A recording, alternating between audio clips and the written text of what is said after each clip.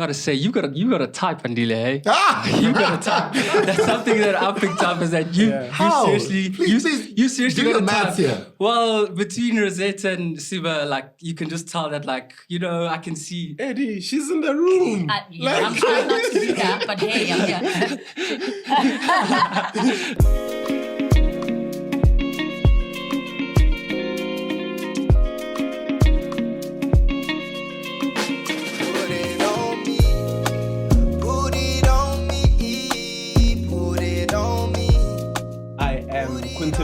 Also known as the Naked DJ. I am Sebabatso Mothibi. Andile Ncube. Awesome. Quinton and Andile, you guys were both in season 1. And of course, Young, Famous and African did brilliantly, did well across the globe. How did it impact your guys' lives after season 1 show premiered? Hey, the weirdest thing is my DMs are crazy right now. But not in that way, Andile. It's actually work opportunities. I've had DJs, producers from across the globe wanting to collaborate with me. So, and this means that my work as a DJ is now growing globally. Working on an album featuring artists from across the continent for the first album, probably when the second album comes out, taking it globally. But because of Young, Famous African, I feel that I owe it to Africa to start here first. Yeah. So it's been a beautiful journey. Yeah. Yeah, it was Eddie. It was the craziest, weirdest thing. When did I do? August last year, no? I traveled last year. Yeah. I went to France, Croatia, and Turkey. And I was showing the guys. Don't forget about your night in the UK. Oh, hey. I was showing the guys videos. Nice. Of being on the Champs-Élysées and having people go, "Hey, Andile, can we take pictures?" Oh, nice. Being in Croatia, having people that can't speak English say, "We know who you are. Can we take a picture?" Yeah. I've got videos of people in Turkey saying, "Hey, we're here for a hair transplant. We've just flown from Dubai, from wherever. We know who you are." Yeah. That was, we've been traveling for a while, but never before. That's the one place where there's anonymity.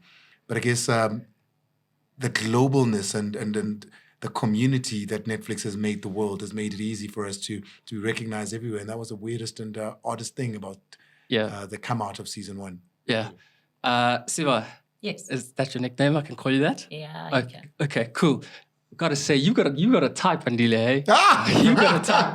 That's something that I picked up is that you How? seriously, Please you seriously do got the a maths type. here. Well, between Rosette and Seba, like you can just tell that, like I can see. Eddie, she's in the room. I'm trying not to do that, but hey, I'm here. But Seba, I want to know. I just want to just get into the thick of things. Sure. Is there how do you navigate Rosette's presence every day outside of the show? Is it any different from what we saw in the show? Wow, I think the beauty of what Netflix have done is allowed us to be ourselves on the show. So what you see or what you guys will be seeing from the 19th is how we are on a daily basis. We didn't put up a show just, for camera. We're literally living our lives. Yeah. And Quinton, there's been, from what I've picked up, there's been a change in the way you've treated Khanyi in season 2 different compared to season 1. In season 1, many of the audiences weren't particularly impressed with you, but I think something's changed in season 2. What sparked this change? The weirdest thing, I don't think there's a change. It's a relationship. Relationships go through phases. I didn't change. I must have been misunderstood at first, but maybe people are starting to understand me better. And maybe they're starting to understand that it was about building. I also needed to break myself from scratch because I was in a new relationship, I'd never been in. So, and Kaylee also needed to break herself so we could mold ourselves together. So, when you watch season 2, I guess you're gonna see what happens between two people. When two people really love each other and are on a journey to try and get better. Yeah. Seba and Andile, moment of silence for the awkward situation at Zari's party. Man. Like, how awkward is that? I mean, how awkward was it for you? Was it awkward? I mean, do you spend time with Rosette outside as well? Do you guys hang out a lot or? You just asked me that question. But do you want to go for it? No, go for it. It was awkward because we hadn't seen each other for a while. So, that we got to have a moment in front of everyone else, which I think we couldn't hang on to any longer. So we cleared the air and you saw what you saw. Yeah, man, come May 19th, it was awkward for me because I think for a large part, I like to present like a particular narrative of wholesomeness and family getting together and we all work and this thing works and ha. But the truth is, it doesn't work unless we work. Yeah. And what you saw was us working out some, knuckles and buckles to make it work. So that's what it is. But it's as real as possible. It is their relationship and, in extension, our relationship. Sometimes it's great and we can all plan a holiday together. Sometimes it's not. And, I have to go pick up the kids there, then go pick up the kids there. But that's what life is. Yeah. And salute to you for that. I mean, having such a good relationship with both mothers of your kids. Like, I don't know how you do it, but I just got to give you props to that. And, maybe many people that'll be watching this interview could take lessons from you after they watch season 2. And then moving forward, family is something that you guys emphasize that's very important in this season. So in what ways, that amongst the bond that you guys formed, in what ways can unity and togetherness, how is that demonstrated by the cast? And how can it inspire and resonate with viewers, especially the African youth?